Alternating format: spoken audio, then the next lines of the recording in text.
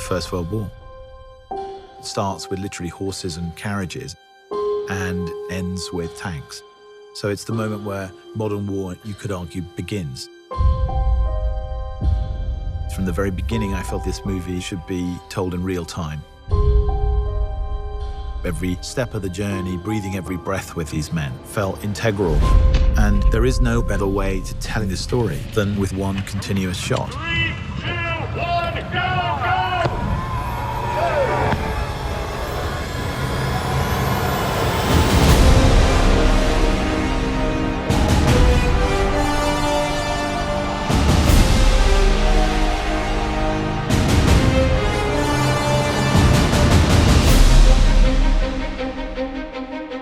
From the first moment I talked to Sam about the idea of it as a one-shot movie, I knew it was going to be really immersive. It's meant to make you feel that you are in the trenches with these characters. The film in itself is a slice of time. These two young men get sent on a mission to deliver a message to stop an attack. Action! So they've got to cross into enemy territory on a race against time to deliver a message that will save 1,600 lives. And the camera never, ever comes away from the two characters. There's always that sort of get-out-of-jail card that you have with a movie. Well, you know, we might be able to cut around this, or we might take that scene out. That's not possible on this film. The dance of the camera and the mechanics all have to be in sync with what the actor's doing. When you achieve that, it's really beautiful and exhilarating.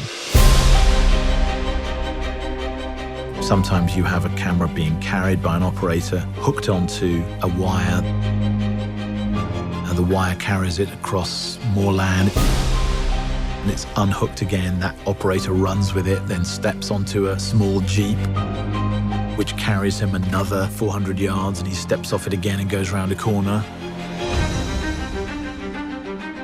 Let's go back to 1. This film does not take place in a series of interiors.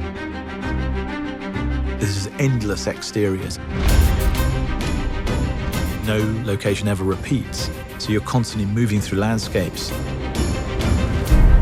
Being such an exterior movie, we're very dependent on the light and the weather. And we kind of realized, well, for a start, you can't really light it. Action. Because, you know, if you were running down a trench and turning around 360 degrees, there's nowhere to put a light anywhere. And because we were shooting in story order, we have to shoot in cloud to get the continuity from scene to scene. So some mornings, the sun would be out and we couldn't shoot. So we would rehearse. And we're rehearsing. And then we'd be waiting around, everyone with their eyes up in the sky, trying to see how long it'd take for the sun to move behind the cloud. And as soon as it comes over, you've got this 5-minute window. Everyone would be like, come on, go, go, go. Go, go, go! So you are also in the lap of the gods. It's like a piece of theatre every take. Once it starts, it can't stop. If something goes wrong, you just have to keep going. Until you actually see it on a screen, you don't really realize how immersive it is and how that technique kind of draws you into it. For me, engagement is very important. And that is behind the way in which we've decided to shoot this film. I wanted people to understand how difficult it was for these men. And the nature of that is behind everything.